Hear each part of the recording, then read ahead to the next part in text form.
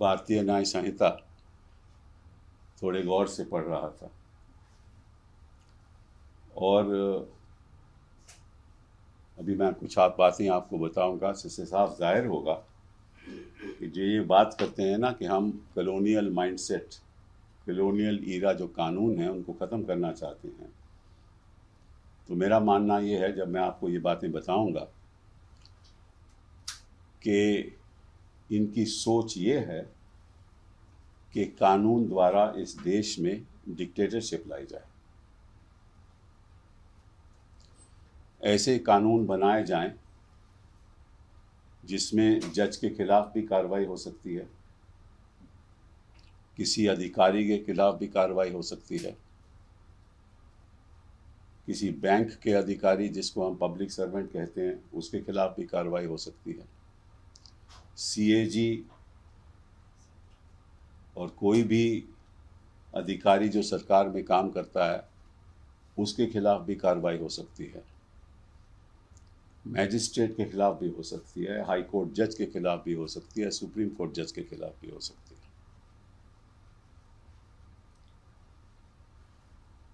और मैं आज आग्रह करना चाहता हूं न्यायाधीशों को कि आप चौकन्ने रहिए। ऐसा कानून अगर पारित हो गया तो इस देश का भविष्य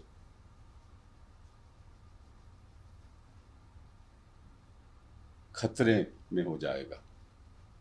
और मैं समझता हूं कि जो बिल ऐसे राज्यसभा में रखा गया बिना सोचे बिना समझे,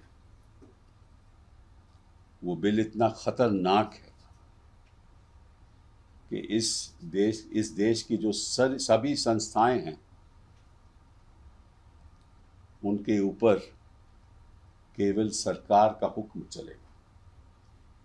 उदाहरण के तौर पे मैं आपको सेक्शन 255 को पढ़ना चाहता हूं, जो कहता है कि जो भी पब्लिक सर्वेंट, आजकल जज भी पब्लिक सर्वेंट है, अधिकारी भी पब्लिक सर्वेंट हैं, बैंक ऑफिशियल्स भी पब्लिक सर्वेंट हैं, अगर कोई वो रिकॉर्ड प्रिपेयर करे लिखित रूप में, कोई और भी लिखित रूप में बात करे, ऑर्डर पास करे, लिखित रूप में ऑर्डर पास करे, जो गलत ऑर्डर हो, अपने आप में गलत ऑर्डर हो, और उसका मकसद ये हो कि किसी को चोट आए जाए, किसी को चोट आए, किसी के खिलाफ कोई कार्रवाई हो, पब्लिक के खिलाफ कोई कार्रवाई हो, तो उस हिसाब से किसी प्रॉपर्टी को सेव करना चाहें तो उसको 3 साल की सज़ा हो सकती है। मतलब कि कोई भी अधिकारी अगर ऑर्डर पास करे इस सोच के साथ कि मैं किसी प्रॉपर्टी को सेव करने जा रहा हूँ, किसी की मदद करने जा रहा हूँ, तो इसकी 3 साल की सज़ा हो सकती है, इस भेदभाव से। लेकिन ये भेदभाव तय कौन करेगा? मन का भाव तय कौन करेगा?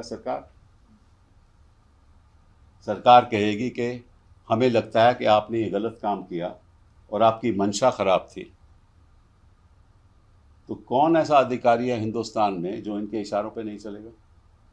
क्योंकि उसको खतरा होगा कि कोई भी आरोप लग सकता है। और ये तो कोई अधिकारी ऑर्डर भी करे लिखित रूप में, तो आप आरोप मंशा का तो किसी पे भी लगा सकते हो, वो तय होगा, ट्रायल में तय होगा। लेकिन कौन अधिकारी कोई पास करेगा ऑर्डर आज के दिन में इनके खिलाफ? सबसे खतरनाक आगे, whoever being a public servant corruptly or maliciously, public servant means जज भी पब्लिक सर्वेंट है, करप्टली मीन्स करप्शन मोटिव से, मिलिशियसली दैट इज दुर्भावना के साथ, दुष्ट भावना के साथ, कोई किसी भी स्टेज जुडिशियल प्रोसीडिंग के, कानून की कार्रवाई पे किसी भी स्टेज पे कोई रिपोर्ट दे, कोई ऑर्डर पास करे, कोई फैसला करे, अंतिम फैसला ना भी हो, इंटरिम फैसला करे, ये जान के कि ये कानून के खिलाफ है, जज फैसला करते हैं, उनको ये नहीं पता चलता कि कानून सही है या नहीं है, वो अपने मन से फैसला करते हैं, जो सोचते हैं कानून सही है उस पर फैसला करते हैं, उसकी अपील होती है, उसकी रिवीजन होती है, कई फैसले गलत भी लिए जाते हैं, कई हाईकोर्ट के फैसले भी गलत होते हैं, मैजिस्ट्रेट के सही होते हैं। तो ये कहता है कि कोई भी ऐसा फैसला हो जो कानून के खिलाफ हो, वो तय करेगी सरकार के कानून के खिलाफ कौन सा फैसला है, उसको 7 साल की सजा हो सकती है, 7 साल की सजा और फाइन और बोथ। तो मुझे बताओ कौन सा मैजिस्ट्रेट इनके खिलाफ फैसला करेगा, कौन सा जज इनके खिलाफ फैसला करेगा? कहीं भी जज हो, मजिस्ट्रेट हो, हाई कोर्ट हो, सुप्रीम कोर्ट हो, सुप्रीम कोर्ट तो कानून तय करती है ना। तो जब कानून तय करती है और जो फासले लोअर कोर्ट के गलत होते हैं तो लायबल हो गए ना। मैं जानना चाहता हूं किस मंशा के साथ आप ये कानून लाए, गृह मंत्री जी? आपने कभी इस कानून को देखा भी है? जब आपने इस कानून को सदन में पेश किया, आगे पढ़िए, whoever being in any office which gives him legal authority to commit persons to trial or to confinement, ये पुलिसकर्मी भी हो सकते हैं, any office, or to keep persons in confinement corruptly or maliciously, दुर्भावना के साथ, commits any person for trial or to confinement, मतलब किसी को आप जेल में डाल दो दुर्भावना के साथ। अब कौन तय करेगा दुर्भावना के साथ आपने जेल में डाला?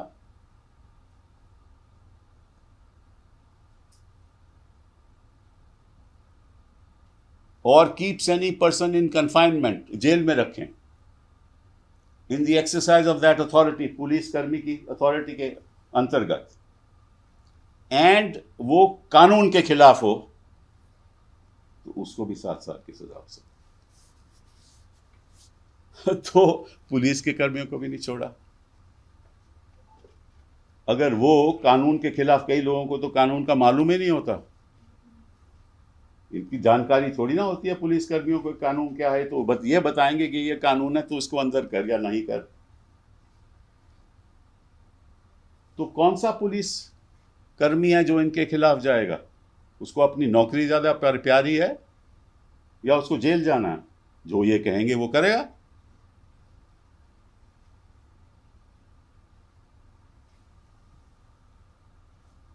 Whoever next 257, इसकी मैं लिखित रूप में आपको कॉपीज दे दूंगा ताकि आपके पास रहे सब। Whoever being a public servant legally bound as such public servant to apprehend or to keep in confinement any person, मतलब किसी को आप पकड़ना चाहो या किसी को पकड़ लो, कैद कर लो, अरेस्ट कर लो, charged with or liable to be apprehended for an offense, कोई भी ऑफेंस हो उसके अंतर्गत आप उसको अरेस्ट करना चाहते हो, उसको ढूंढ रहे हो, आप उसको एप्रीहेंड करना चाहते हो, इंटेंशनली ओमिट्स और टू एप्रीहेंड सच पर्सन, जान को उसका आपने नहीं पकड़ा, और intentionally suffer such person to escape, या उसको भाग जाने दिया, और intentionally aid such person in escaping, किसी की मदद की कि आप भाग जाओ, थोड़ी देर में फिर बात करेंगे, टू एस्केप सच कन्फाइनमेंट, उसको भी आप अगर ऐसा कोई आरोपी है जिसके प्रति आप ये काम करो और ये अगर आपको सजाए मौत होनी चाहिए तो आपको 7 साल की इम्प्रिजनमेंट भुगतनी पड़ेगी। अगर 10 साल का ऑफेंस हो तो 3 साल, और अगर 10 से कम हो तो 2 साल।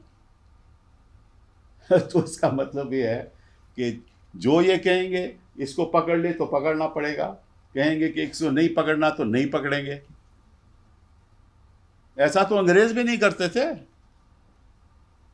ये कौन सी कॉलोनियल माइंडसेट की आप बात कर रहे हो? ऐसा तो मैं समझता हूं कि महाराजा राजा रोज भी नहीं करते थे। जिस तरह से आप कानून अपने, कानून अब एक किस्म का हथियार बन गया है, इनके हाथों में कानून अब हथियार बन गया है।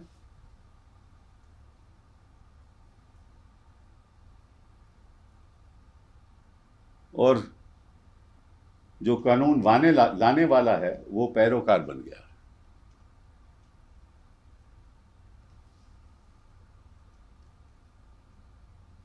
इसमें और भी कई चीजें ऐसी हैं, मैं ज्यादा आपका टाइम नहीं लेना चाहता। एक और बात आपके सामने रखूं, बड़ी इंटरेस्टिंग है।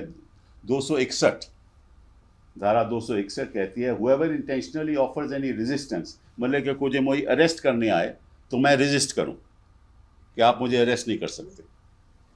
और इलीगल ऑब्स्ट्रक्शन, मैं उसको ऑब्स्ट्रक्ट करूं, मैं भाग जाऊं कि मेरे अरेस्ट करने आए हैं, भाग जाऊं, दरवाजा बंद कर दूं। To the lawful apprehension of any other person for an offence, तो क्या भाई आपके खिलाफ ये कार्रवाई हुई है, 304 की कार्रवाई है या 307 की कार्रवाई है, तो मैं वहां से भाग जाऊं या दरवाजा बंद कर लूं या ऑब्स्ट्रक्ट करूं, तो उसको भी 2 साल की सजा हो सकती है। तो मतलब कि अगर कोई आपको अरेस्ट करने आए तो आप कुछ कह नहीं सकते, आप इतना ही कहोगे यार आज आप मुझे कर ले अरेस्ट, तो ये मेरे हाथ हैं, हथकड़ी लगा दे। अगर आप ऐसा नहीं कहोगे तो आपको 2 साल की भी सजा हो सकती है। तो मैं गृह मंत्री जी से और प्रधानमंत्री जी से ये सवाल पूछना चाहता हूँ कि किस मंशा के साथ आपने ये कानून राज्यसभा में इंट्रोड्यूस किया है? क्या सोच थी आपकी? क्या आप जजेस को डराना चाहते हो? हमारे पब्लिक सर्वेंट्स को, पुलिस कर्मियों को डराना चाहते हो? और फिर आप जनता को ये बताना चाहते हो कि हम ऐसा बदलाव कर रहे हैं कि जो हमारी कॉलोनियल ईरा के जो कानून हैं उनको ख़त्म होने के, आप ख़त्म तो कर रहे हो लेकिन ऐसे कानून ला रहे हो जो उनसे भी ज़्यादा भय लाने वाले हैं। ऐसे कानून का ऑब्स्ट्रक्ट कौन करेगा? जो आप चाहोगे इस देश में होगा। संस्थाएं तो आपने खत्म कर दी, अब वो भी आप संस्थाएं खत्म करने जा रहे हो जहां लोग इंडिपेंडेंटली खड़ा होते थे। कुछ लोग ऐसे भी थे पुलिसकर्मी जो कहते थे कि हम सही काम करेंगे, अब उनको भी खत्म करने जा रहे हो। अगर यही आपका लक्ष्य है तो आप साफ साफ कहते क्यों नहीं कि हमें डेमोक्रेसी नहीं चाहिए? फिर अपने आप को आप मदर ऑफ डेमोक्रेसी क्यों बुलाते हो? आप अपने आप कहो कि I am the father of dictatorship, not the mother of democracy. किस लोकतंत्र की आप बात करते हो जहां ऐसे कानून हो? दुनिया में बताइए ऐसा कानून कहीं है जो आप कानून लाने जा रहे हो? किसी भी लोकतंत्र देश में ऐसा कानून है? और किसने यह कानून बनाया? एक वाइस चांसलर ने, जो कन्वीनर रहा 5 मेंबर कमेटी का, जिसका मालूम नहीं कि उसने सुझाव क्या दिए, जिसने कहते हैं कि 45 क्वेश्चनर पूछे गए। किससे पूछे गए? कौन से क्वेश्चनर थे वो? और होम मिनिस्ट्री ने किस किन लोगों ने ऐसी कार्रवाई की? अब सत्ता में कोई ऐसा तो नहीं है कि सारी उम्र आप सत्ता में रहोगे, ऐसा भी नहीं है। और अगर आपके सत्ता हाथ से चले जाएगी तो यही कानून आपके ऊपर इस्तेमाल होगा। क्या वो बात सही है? क्या ये अच्छी बात है जो आप कर रहे हो हमारे लोकतंत्र को ख़त्म करने की? मैं आपसे आग्रह करता हूं कि आप इस कानून जो आपने पेश किया है इसको तुरंत वापस लो। हम सब लोग हिंदुस्तान का दौरा करेंगे और देश की जनता को बताएंगे कि किस किस्म का आप लोकतंत्र चाहते हो। ऐसा लोकतंत्र जो कानून के द्वारा लोगों का गला घोट ले और जुबान बंद कर दे। बहुत बहुत धन्यवाद। सर, नटशेल में क्या लगता है आपको, इससे किस तरह से आम जनता नुकसान पड़ेगा? बिल्कुल क्यों नहीं पड़ेगा। जिसको ये अरेस्ट करवाना चाहेंगे हो जाएंगे अरेस्ट, जिसको नहीं करवाना चाहेंगे नहीं होंगे। कोई फैसला करना चाहता है उसको डर रहेगा कि भैया ऐसे कल नहीं ना कह दें कि ये तो कानून के खिलाफ फैसला था तूने दे दिया। तो कानून क्या है आपको मालूम है कि कानून तो हर साल बदलता है, बनता है। जुडिशरी के फैसले आते हैं, पहले जो डिसीजन है वो रद्द किए जाते हैं, ठीक है ना। बिल्कुल, this is completely contrary to the independence of the judiciary. This is in violation. This is completely unconstitutional.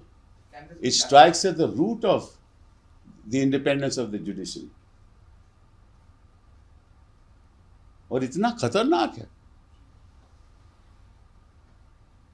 लेकिन ये बिना सोच समझ के ऐसे कानून लाते हैं। ऐसे ही इन्होंने पहले भी किया है, लेकिन अब हमें ऐसा लगता है कि इनकी जो सोच है वो साफ जाहिर है कि इस देश में ये लोकतंत्र नहीं चाहते। सर, आपको लगता है कि अभी डेमोक्रेसी का जो स्ट्रक्चर हमारे देश में एस्टैब्लिश हुआ था वो कितना बचा है? आपको क्या लगता है कितना बचा है? और अगर थोड़ा बचा है तो अगर कांग्रेस आती है तो वो कितना रिकवर कर पाएगी? अरे पहली तो बात है, पहले अपने संविधान को बचाओ, उसके बाद आपका जवाब दूंगा। पहले संविधान तो बचे। कोर्ट में चैलेंज किया जा सकता है? बिल्कुल नहीं, पहले तो पास ही नहीं हुआ। अभी ये तो अभी इंट्रोड्यूस है, तो सेलेक्ट कमेटी को जाएगा, कहाँ चर्चा होगी। लेकिन इनकी मंशा बता रहा हूँ, मैं ये नहीं कह रहा कि ये पारित होगा या नहीं होगा। इनकी मंशा के ऊपर मैं उंगली उठा रहा हूँ। सर, आपने एक महत्वपूर्ण बात कही है कि जितने भी जजेस हैं, न्यायाधीश हैं, वो आगे आए, किस तरीके से वो आ सकते हैं, किस तरीके से वो विरोध कर सकते हैं इस पूरे कानून को? नहीं, विरोध ऐसे नहीं कि जो उनके सामने ऐसे मामले जब आए तो उनको बारीकी से देखें, ताकि ऐसे कानून कभी पारित हो ना सकें। ऐसे कानून should be declared as unconstitutional. आज के दिन भी ऐसे कानून आते हैं इस देश में, हमारे न्यायाधीश उनके फैसले करते हैं, ये लोग उनका विरोध करते हैं, फैसले हो भी जाएं फिर भी विरोध करते हैं। तो कहने का मतलब यह है कि जब इलेक्शन कमीशन की अपॉइंटमेंट होनी जा रही थी तो उसमें 5 जजेस ने फैसला किया कि उसमें चीफ जस्टिस ऑफ इंडिया उस कमेटी में होंगे। इन्होंने कानून बदल दिया। तो नहीं चाहते कि चीफ जस्टिस ऑफ इंडिया उसमें शामिल हों, क्योंकि अपने मन मर्जी से इलेक्शन कमीशन के लोग बनाना चाहते हैं। ये इनकी मंशा है, ये इनकी सोच है, और इसी सोच के साथ ये ऐसे कानून ला रहे हैं और कहते हैं कि हम एक ऐसा बदलाव ला रहे हैं ताकि कॉलोनियल माइंडसेट खत्म हो। ये तो कहीं ज्यादा है कॉलोनियल माइंडसेट से, ये तो कॉलोनियल पावर से भी कहीं ज्यादा है। वहां जजों को तो नहीं डराया जाता था, ये तो जज खुद डरेंगे। ये डराएंगे नहीं, खुद डरेंगे ऐसे कानून से कि कल को हमारे खिलाफ कार्रवाई हो सकती। सर, एक सवाल आपने कहा कि पूरे देश में जाएंगे, भ्रमण करेंगे, लोग बताएंगे इसके बारे में, क्या इंडिया अलायंस से आप रिक्वेस्ट करेंगे? देखिए, ऐसा है कि इस बात समझिए इस बात को आप, कि ये बात विपक्ष को रखनी चाहिए, विपक्षी दलों को ये बात रखनी चाहिए। उनको अब तक इस कानून को बारीकी से देखना चाहिए था, क्योंकि ये ऐसा खतरनाक कानून है कि सारे ढांचा जो है हमारा संवैधानिक ढांचा, उसको बर्बाद करने वाला कानून है। अगर ऐसा कानून पारित हो तो, मैं नहीं समझता कि पारित होगा। मैं इसलिए आपके सामने आया हूं, विपक्ष के दलों को बताने के लिए, देश की जनता को बताने के लिए, आपको अवगत करने के लिए, आपके द्वारा देश को अवगत करने के लिए कि इस देश में हो क्या रहा है और इस सरकार की मंशा क्या है।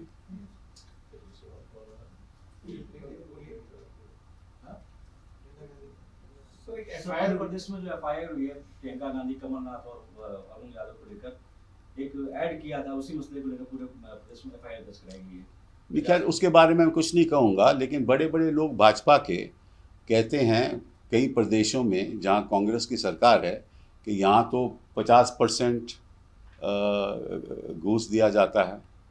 उनके खिलाफ तो कभी एफआईआर नहीं हुई। किस कमीशन के आरोप बड़े बड़े उच्च लोगों, बीजेपी के लोगों ने कर्नाटका में भी लगाए थे कि अगर आप कानून कांग्रेस को लाओगे तो वही कमीशन राज चलेगा। तब तो कोई एफआईआर नहीं हुई थी, तो अब क्यों हो रही है?